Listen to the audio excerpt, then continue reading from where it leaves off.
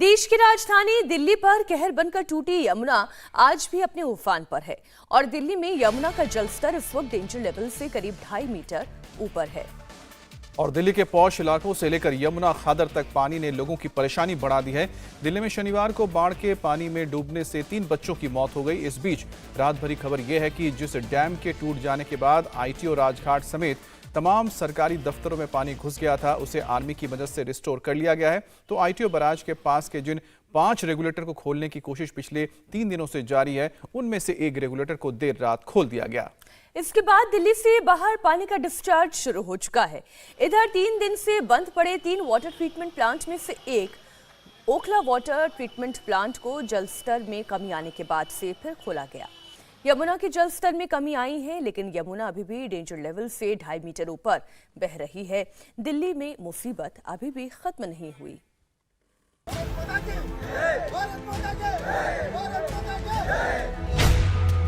दिल्ली पर जारी है जल प्रहार, मोर्चे पर सेना तैयार।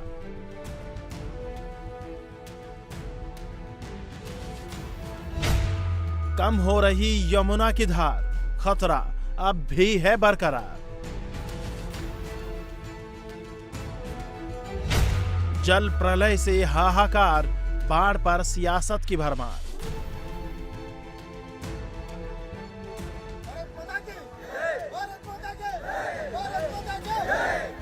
चार दिन से यमुना के पानी में कैद दिल्ली वालों के लिए शुक्रवार देर रात राहत की खबर तब आई जब सेना के जवान मोर्चे पर उतरे। सबसे पहले तो सेना के जवानों को आईटीओ बैराज के जाम पड़े गेट को खोलने में कामयाबी मिली।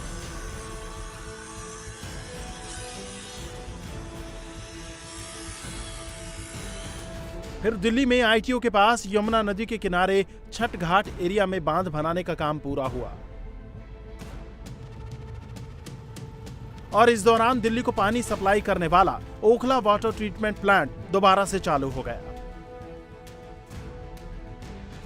4 दिन से यमुना के प्रहार से मुसीबत में घिरे दिल्ली वालों के लिए एक के बाद एक ये 3 अच्छी खबरें आई हैं। करीब 10 घंटे की मशक्कत के बाद सेना के जवानों ने रेत की बोरियों से ये बांध तैयार किया है।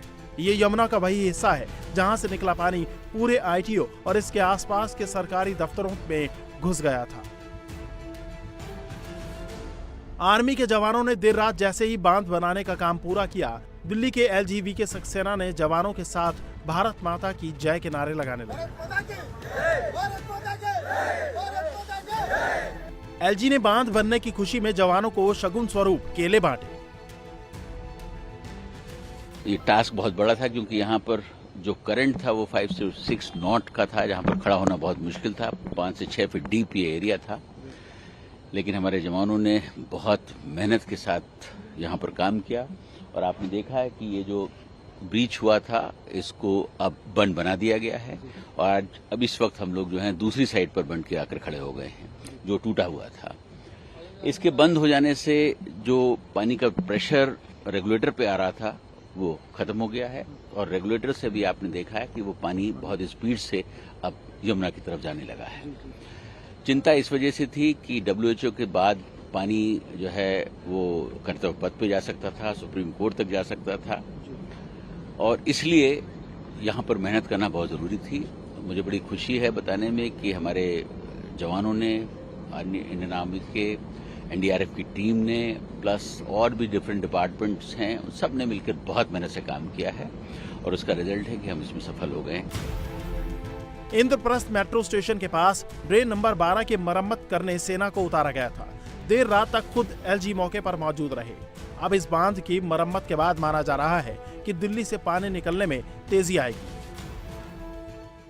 और जो ये उम्मीद की जा सकती है कि ये जो बांध बनाया गया है, इस बांध के बनने के बाद जो आईटीओ के इलाके में, सरकारी दफ्तरों में और रिहायशी इलाकों में जो पानी भर गया था, अब वो पानी का लेवल कम होगा, धीरे धीरे वो पानी खत्म हो जाएगा। अब इसके बाद ये बांध को बनाने के बाद अब जिन इलाकों में पानी भरा हुआ है, यानी कि जिन सरकारी दफ्तरों में पानी भरा हुआ है, उसको अब पंप के जरिए पानी निकालने के काम को शुरुआत की जाएगी।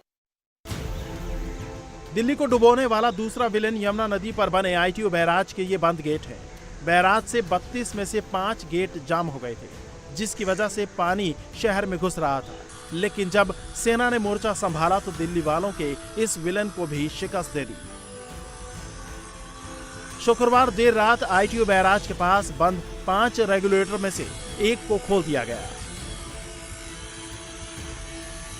इस बैराज पर टोटल 32 रेगुलेटर इस तरीके के लगाए गए हैं, जिसकी जो गहराई है वो 10 फीट की गहराई है और जबकि चौड़ाई उसकी करीब 60 फीट की है। इस तरह के 32 रेगुलेटर यहाँ पर है, जिसमें से ये बताया जा रहा है कि 5 रेगुलेटर इसमें से नीचे की तरफ बंद थे, जिसे खोलने की कवायद कल शुरू की गई थी और उसके बाद आज एक रेगुलेटर को यहाँ से खोल दिया गया है। तस्वीरों में आप देख सकते हैं कि ये 10 फीट चौड़ा गहराई था इस रेगुलेटर का और उसके ऊपर तकरीबन अनुमानित है कि 14 फीट ऊपर पानी बह रहा था।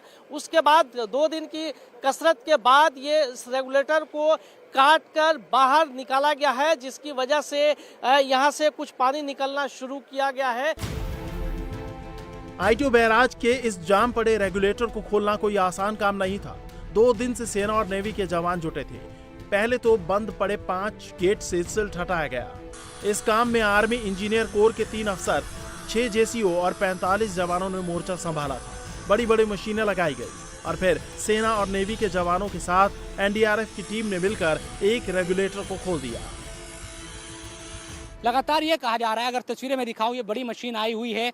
ये हमें सौरभ भारद्वाज जो मंत्री है उनकी तरफ से बताया गया कि इसकी पूरी देखरेख संचालित करने की जिम्मेदारी हरियाणा सरकार की है। ऐसा सौरभ भारद्वाज की तरफ से कहा जा रहा है, केजरीवाल सरकार की तरफ से कहा जा रहा है। और उनको खोलने के लिए जो गेट है ये बंद, बहुत भारी गेट है, तो क्योंकि इतना जो फ्लो है पानी का उसको रोकना पड़ता है। उसके अलावा दूसरा, जब इतने दिनों से मुझे लगता है कई दशक से, क्योंकि दिल्ली सरकार ने कभी, या हमने पहले नहीं सुना कि इस तरह से 5 गेट यहाँ पर है जिनको बंद रखा गया है, तो कभी इसकी ज़रूरत भी नहीं पड़ी।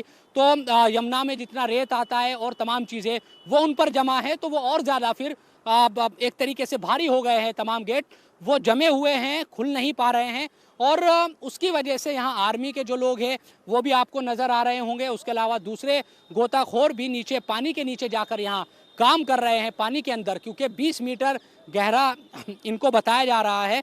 और जब ये गेट खुलेंगे तो सौरभ भारद्वाज ने हमें ये कहा कि जो पानी का फ्लो है राजघाट और दूसरी जगहों पर जो जमा है वो खत्म होगा। इंडिया टीवी हर वक्त हर जगह डाउनलोड करने के लिए सर्च करें India TV news Google play store या ऐप स्टोर पर।